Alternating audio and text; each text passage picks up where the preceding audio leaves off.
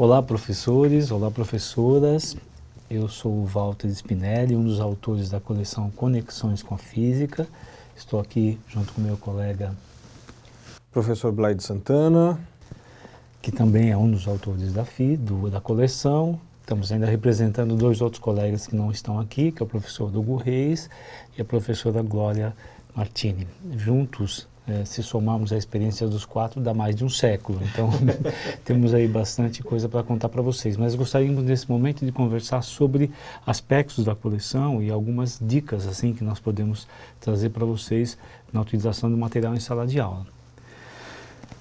Para começar, assim, como estrutura, essa obra ela são 3 livros, claro, como toda a coleção de ensino médio, ela tem vários capítulos, são na verdade 56 capítulos mostrados, assim, como estrutura geral, a gente respeitou bastante a questão do fato de que o aluno não chega na sala de aula como uma tábua rasa, quer dizer, ele traz conhecimentos, especialmente conhecimentos do seu cotidiano, da sua vivência, e a gente tenta resgatar esses conhecimentos e vivências que ele traz para tentar expandi-los e algumas vezes até confrontá-los para, a partir desse confronto, dessa expansão, fazer uma construção do conhecimento físico. Então tem uma ideia bastante atual, vamos dizer assim, no conhecimento, da construção do conhecimento, que é essa história de você respeitar aquilo que o aluno traz já pronto e partir desse conhecimento para então expandir e ampliar, né? Logo no início, há uma coisa que vale a pena destacar, é esse capítulo que a gente traz no início, que chama-se Pensando a Física, como está mostrando aí na tela para vocês. Quer dizer, a gente entende que esse pensar a física é como deslumbrar, de fato, um conhecimento novo para o aluno. A associação que a gente faz até com o conto do Guimarães Rosa, né? Que a gente acha bastante importante, inclusive com uma integração possível para o professor de física fazer junto com o professor de literatura. Então chamamos a atenção para esse começo, que é de fato partir daquilo que a gente diz que são os olhos de Miguelin, como se enxerga a física como princípio dos olhos de Miguelin, que é o personagem do Guimarães Rosa. E também falamos assim no início sobre aspectos gerais da física, até colocar o aluno em contato com as coisas mais modernas da física, né, com os aceleradores nucleares, essa coisa toda, tá bom? Bem, em seguida nós temos aí um trabalho das introduções. Eu acho que isso o professor Blaide poderia comentar um pouquinho sobre as introduções das unidades e dos capítulos. todas as unidades do nosso livro, do Conexões com a Física, eles começam com uma abertura bastante interessante, como essa que vocês podem ver na tela. Essa é a abertura da unidade 1, que se chama Movimentos, né? Todas as unidades elas têm uma figura que busca contextualizar um texto apresentado junto com essa figura, e essa página é a página de abertura da unidade, em que nós apresentamos uma seção que se chama Para Começo de Conversa, né? Essa seção ela traz uma questão como essa que vocês conseguem ver aí na tela, como alguém posicionado na Lua enxergaria os movimentos executados pela Terra. Isso faz com que os alunos e alunas possam trazer seus conhecimentos prévios e tentar responder essa questão. E a partir do estudo que eles fazem ao longo da unidade, ao longo dos capítulos da unidade, eles podem depois voltar a responder essa questão que foi inicial e motivadora para que ele de fato verifique se aquilo que ele aprendeu houve ou não uma transformação após o estudo da unidade. Ainda nessa página, professor, sempre vai haver uma referência para que você vá ao suplemento, não é? Isso é bastante interessante porque ali você tem uma discussão dessa questão e como você pode trabalhar com o aluno em sala de aula a respeito dessa questão que se coloca para começo de conversa, né? Nós tivemos uma preocupação de nunca colocar o professor em xeque, ou seja, essa questão ela está lá super respondida no suplemento e a gente dá uma série de orientações para que você consiga conduzir essa discussão na sala de aula com toda a autonomia e conhecimento que todos vocês têm, né? Ainda dentro da estrutura das unidades, aí as unidades são subdivididas em capítulos e os capítulos também começam com uma questão inicial que seria um subtítulo daquele texto ou daquele título mais clássico da matéria, né? Então, por exemplo, esse que aparece na tela, que é sobre energia potencial, ele vai apresentar uma questão. Capítulo 18, energia potencial. Ou, é possível armazenar energia escalando uma montanha? A questão que está ligada como um subtítulo a cada um dos títulos do capítulo, ela é uma questão inicial, também motivadora, que vai ter de ser respondida pelo aluno ao longo daquele próprio capítulo. Então, diferente da questão do para começo de conversa, que abre uma unidade, todos os capítulos são abertos com uma questão também inicial, mas esse respondido dentro do capítulo, né? Novamente, uma referência para o professor, uma remissão ao suplemento em que há uma discussão de como conduzir a discussão dessa questão. Essa questão, ela pode ser utilizada também, o Walter pode também comentar isso, como uma questão avaliativa. No começo você avalia quais são os conhecimentos prévios do aluno a respeito daquele conceito e você pode fazer trabalhos em grupo, os alunos podem responder aquela questão de maneira grupal e depois checarem se essa resposta grupal inicial ela é válida ou não, né? Eu acho que é bastante interessante comentar isso. Essa questão inicial, ela vem de encontro àquele objetivo que nós comentamos logo inicialmente, que é, de fato, não considerar o aluno como uma tábua rasa, mas sim colocá-lo, trazer os conhecimentos que ele já tem e colocar em confronto com as ideias que nós queremos discutir nos capítulos. Então, quando a gente coloca uma questão desse no começo, assim, ela deve sim, a gente julga que o professor deve sim, de fato, explorá-la. Explorá-la, como o Brady sugeriu, talvez com um trabalho em grupo, permitir que eles discutam entre eles as soluções e não apresentar respostas prontas de início. Deixar a resposta para ser colocada depois. Quer dizer, a ideia é, o que vocês acham sobre isso? Bom, normalmente vão acontecer coisas muito estranhas. Algumas dessas questões trazem confrontos claros. Por exemplo, uma das questões que eu me lembro aqui agora, que não é desse capítulo, é aquela que fala assim, se é possível uma moeda acelerar mais do que um carro de Fórmula 1, por exemplo, que está em um dos capítulos de cinemática. Quer dizer, evidentemente fica um contraste. Como é que eu posso imaginar uma moeda acelerando tanto como um carro dos mais potentes? Mas enfim, o que está por detrás disso, e aí a exploração dessa questão é essa, né? Você vai discutir a aceleração da gravidade e apresentar para os alunos a ideia de que as dimensões que nós temos para as acelerações dos automóveis, elas são quase 99% das vezes muito menores do que a aceleração da gravidade. E às vezes a gente acha que a gravidade não começa a usar 10 o tempo todo como se fosse uma coisa simples demais. Não é isso, uma opção, uma justificativa do cotidiano que nós temos que precisa ser desmentida. Quer dizer, quando confrontado isso com valores de acelerações dos seres humanos aí, em atividades comuns, se nota que o valor da aceleração da gravidade é muito alto. Então esse tipo de confronto, essas primeiras questões, elas são importantes que sejam trazidas para a discussão. Por esse ponto, para a gente reforçar o que eles trazem, colocando em confronto com aquilo que a gente pode trazer de novo para o aluno, né? Se você ficou curioso a respeito dessa questão que o professor Walter falou, procura lá no início do capítulo 3 do volume 1, na página 53, no lançamento vertical no vácuo. A pergunta é exatamente essa que o professor falou, se é possível uma moeda acelerar mais do que um automóvel esportivo? Aí você já consegue se localizar lá. Era legal, Walter, aí você falar do Para Saber Mais, né? Tem assim, como sessão, a gente tem algumas sessões que a gente considera fundamentais para o trabalho nesse material, né? Uma das sessões que a gente considera fundamental, de fato, que também ainda tem por detrás essa questão de partir dos conhecimentos prévios, colocar os confrontos aí do conhecimento do cotidiano com o conhecimento físico, essa questão que a gente chama de conexões com o cotidiano, né? Nós temos aí um exemplo que está aí na tela para vocês verem, que é um exemplo que trata das diferenças dos automóveis, dos motores do automóvel de 1.0, 1.4, 1.6, isso é bastante comum no dia a dia dos alunos. Muitos de nós, seres comuns, compramos um automóvel ou andamos um automóvel, sabemos que um automóvel 2.0 é mais potente do que um automóvel 1.4, sabemos que os automóveis 1.0, que hoje em dia assim, praticamente dominam o mercado no Brasil, eles são mais econômicos, mas o que significa isso, né? Para entender essas diferenças é preciso entender um pouco como o funcionamento do automóvel.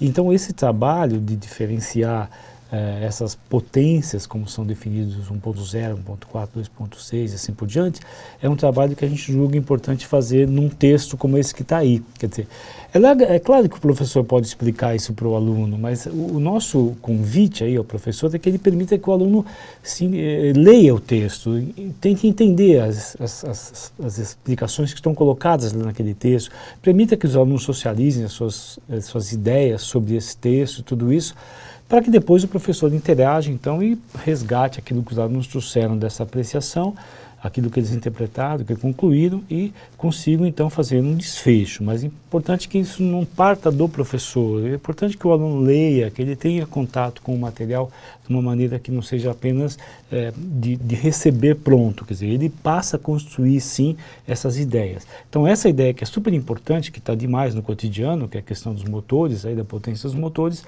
é importantíssimo que seja feito dessa maneira, quer dizer, dê espaço para os alunos comentarem um pouco sobre isso, né? E no final, isso que eu estou conversando, no final do texto, como vocês veem aí na tela, quer dizer, tem o que a gente chama de ampliando sua leitura. O que é isso? É para verificar primeiro se o aluno de fato conseguiu captar aquilo que é o de mais fundamental nesse texto. Então são questões básicas com as quais o professor pode estimular os alunos a responderem, para depois fazer toda a generalização do tema que foi tratado, né? Nessa sessão chamada Para Saber Mais, que a gente considera aí um grande guarda-chuva de itens do saber físico, o Walter descreveu o Para Saber Mais conexões com o cotidiano, mas a gente tem aí outras três vertentes do conhecimento, né? Do conhecimento do saber físico, né? Que seriam o saber físico e tecnologia, um que tem a ver com a história da física, que se chama Sempre Foi Assim, e que é uma interface com a física moderna, que se chama Diálogos com a Física Moderna, né? E acho que este é um diferencial da nossa obra. Assim, o Diálogos com a Física Moderna permite que a gente tenha vários textos ao longo dos 3 volumes, em que nós temos uma conversa do texto teórico, daquele capítulo, com um elemento da física moderna, mas sempre pensando num nível de dificuldade que seja possível para que o aluno entenda aquilo, seja estando ele no primeiro ano, no segundo ou no terceiro ano do ensino médio. Sim, né? Sim, isso é principalmente sobre a física moderna, foi bom você lembrar, porque normalmente os materiais didáticos trazem lá um capítulo final, lá do terceiro ano, às vezes, sobre física moderna. Nós também temos isso, só que nós não temos apenas isso, a gente traz links em todos os capítulos, todos não digo, mas na maior parte dos capítulos nós temos links que tratam daquele mesmo tema que está no capítulo com uma abordagem da física moderna. Como é que era visto isso então no século XVII, XVIII? Como é que é visto hoje, né, nessas transformações? Isso dá para a gente pensar nas questões de movimento, isso é muito claro, né? Em outras questões também, a questão no calor também tem bastante isso, as ondas, então nem se fala, né? Então, eu acho que é uma abordagem que traz o aluno para um pouco mais para a física, sobre o campo da ciência, de fato, né? Entender a ciência nos nossos dias de hoje, né? E uma diferença que nós temos nesta obra, deste momento, do Conexões da Física, com as anteriores, que nós também somos autores, evidentemente, foi uma adequação maior ao número de textos extras que se tinham num capítulo. Então, quando você chega numa sessão Para Saber Mais, hoje em dia nós temos um número um pouco menor de sessões Para Saber Mais, para que o professor tenha uma adequação maior ao tempo e à realidade dele de trabalho na sala de aula, né? Acho que isso também foi um ganho dessa nova edição, né, Walter? Sim, sem dúvida. Né? Fala um pouco das questões resolvidas aí, que a gente, os exercícios de modo geral. Então, as situações que nós temos apresentado nas questões resolvidas e junto com as questões propostas, né, sempre elas estão de alguma maneira ligadas, a gente buscou nas questões resolvidas trazer aqueles conteúdos que os alunos teriam um pouco mais de dificuldade de resolver se aquilo tivesse já imediatamente proposto a ele, né? Então, primeiro uma questão resolvida que faz uma retomada do item teórico que foi desenvolvido e uma aplicação daqueles conceitos que foram desenvolvidos ao longo daquela sessão ou de um capítulo, né? Em seguida, apresentam-se um núcleo de questões propostas e nós fizemos uma revisão dessas questões propostas de tal maneira que não sejam questões extremamente difíceis para o aluno resolver naquele momento, mas que sejam sim de fato questões que o aluno possa avaliar se ele está aprendendo ou não aqueles conceitos, né? É um número pequeno de questões propostas a cada sessão, né? E depois, no final da sessão, a gente já vai descrever o tipo de questão que vai ser apresentado, né? Vamos enfatizar o seguinte, né, Blari, porque isso é bastante importante, eu acho, que em todo livro de física, ou qualquer livro de ciências, enfim, que seja adotado no ensino médio, precisa apresentar para o aluno uma quantidade de exercícios de todo tipo, quer dizer, exercícios de fixação, exercícios de aplicação, de ampliação. Agora, de qualquer maneira, o princípio de elaboração desses exercícios, seja lá qual for o espectro que eles busquem atender, eles sempre foram, na nossa opinião, e sempre foram construídos com base em uma questão bastante importante, que é a questão do contexto de trabalho. Quer dizer, o contexto de trabalho, assim, ele é algumas vezes um contexto que é cotidiano para o aluno, algumas vezes ele é um contexto que é histórico para o aluno, algumas vezes ele é um contexto que é extremamente físico para o aluno, mas de nenhuma maneira os problemas são do tipo calcule, resolva e determine. Eles são sempre problemas que envolvem o enunciado, e esta é a nossa dica para o professor, quer dizer, quando for trabalhar com as questões propostas, permita sim que os alunos se envolvam com os enunciados, permita que eles quebrem a cabeça com os enunciados. É muito importante essa construção, essa habilidade de compreensão do enunciado, conseguir identificar os termos importantes no enunciado, os elementos importantes, a questão do problema qualquer, quer dizer, toda a prática de resolução de situações, problemas, precisa ser exercitada o tempo todo. E para que seja exercitado situações, problemas em resolução, é preciso que as situações, problemas existam. E foi com esse aspecto que a gente colocou essas situações, problemas sempre sob o ponto de vista do contexto, como a gente fala. Então não é que nós temos lá um grupo de questões contextualizadas lá no fim, não, a gente não está isso, a gente tem isso o tempo todo distribuídos durante todo o volume. E a nossa dica fica novamente reforçando para o professor é que ele de fato permita que os alunos se enfrentem esses grupos de questões propostas assim com a liberdade e com o tempo necessário para que eles se habilitem a compreender enunciados, a identificar elementos importantes, enfim, com todo esse processo de resolução, né? O que faz com que o aluno, Walter, adquira habilidades e competências que são essenciais para a formação dele, né? E considero que uma das sessões mais interessantes que a gente tem na nossa coleção é a sessão Trilhando o Caminho das Competências, que acho que também vai na direção disso que você está falando, do aluno poder, dentro de uma situação de contexto, resolver um determinado desafio ou uma determinada questão-problema, né? Nós temos, por exemplo, esse que vocês estão vendo aqui na tela, nesse momento tem uma dessas sessões do Trilhando o Caminho das Competências, que é a oscilação da Lua, por exemplo, remete a um aspecto histórico, que foi o fato de que até hoje a Lua tem lá uma oscilação X lá, que segundo consta, poderia ter sido causada por um determinado meteorito que caiu lá numa situação extrema, que é descrito por uns frades lá no século XVI, se não me falha a memória. Não, nada, século XII, pelo contrário, mais tarde ainda.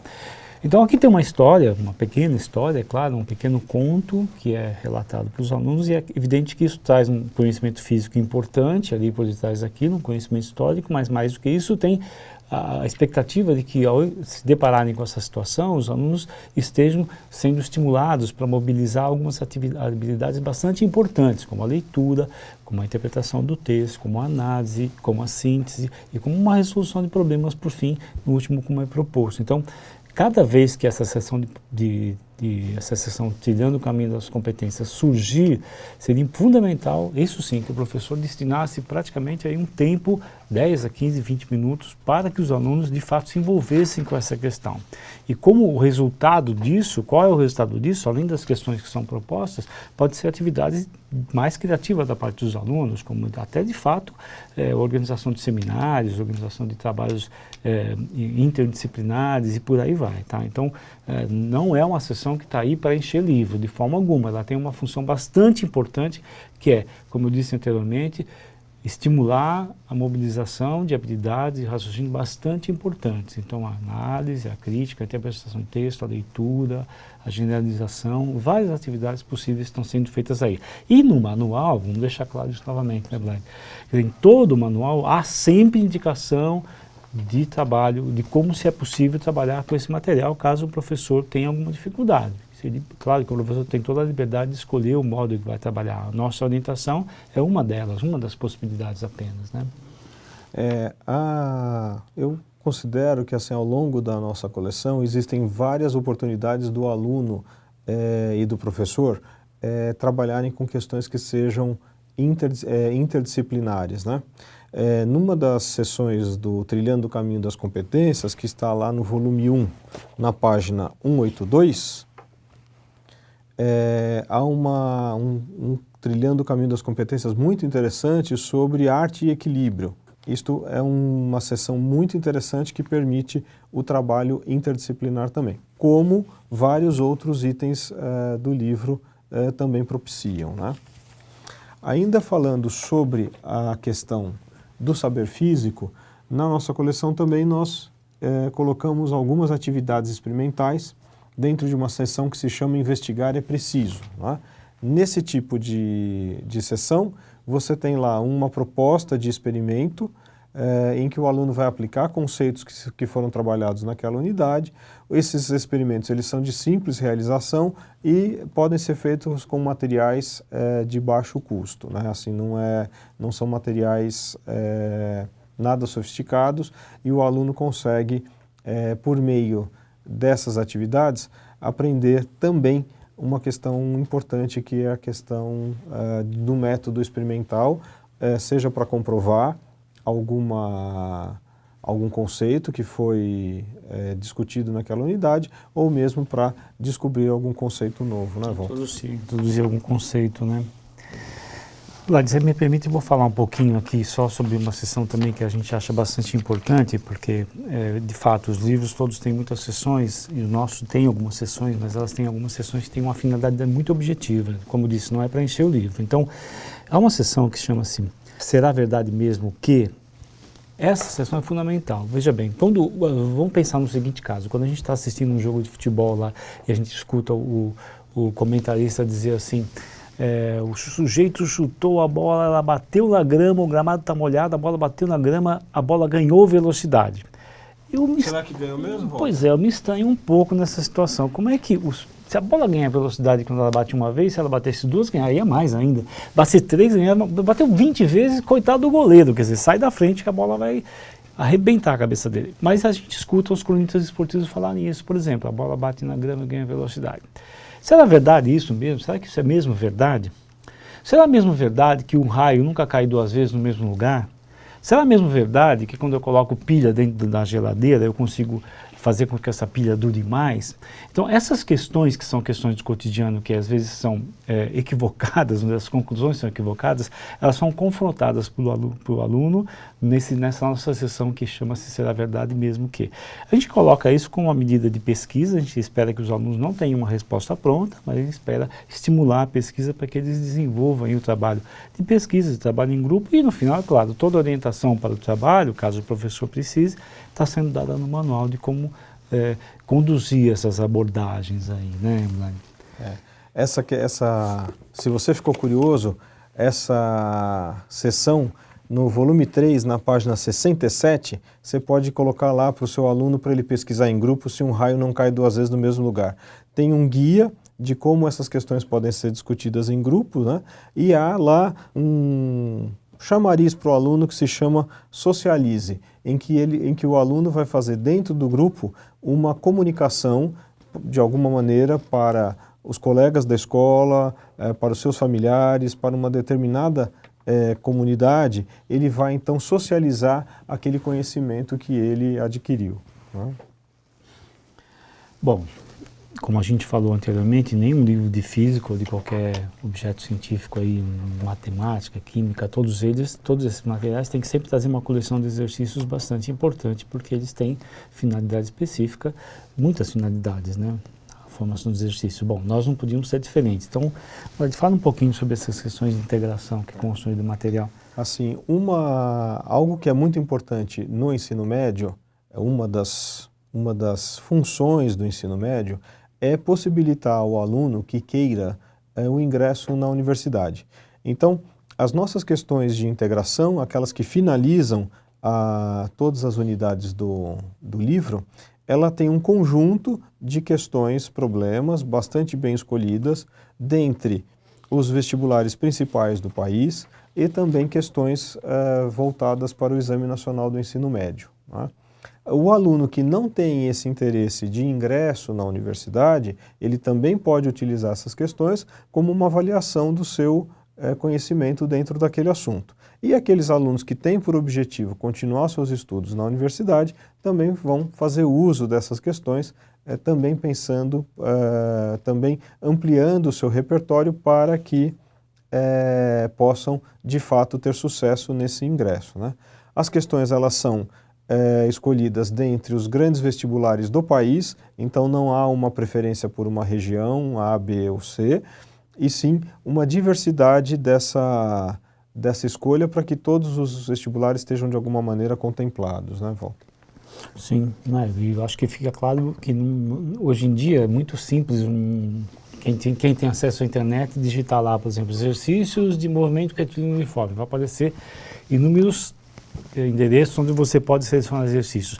A nossa diferença aqui é que não vale a pena botar aqui 3.597 exercícios, vale a pena botar a quantidade que a gente colocou, exercícios selecionados, que de fato atendem aos objetivos, primeiro, de verificar, que o aluno verifique se a sua formação geral aí na questão da física está bem feita, e depois se ele consegue encarar aí uma continuidade dos estudos em alguma área que vai exigir esse conhecimento, né? Acho que então seria muito simples botar, como eu disse, 3.597 exercícios, isso não é o caso.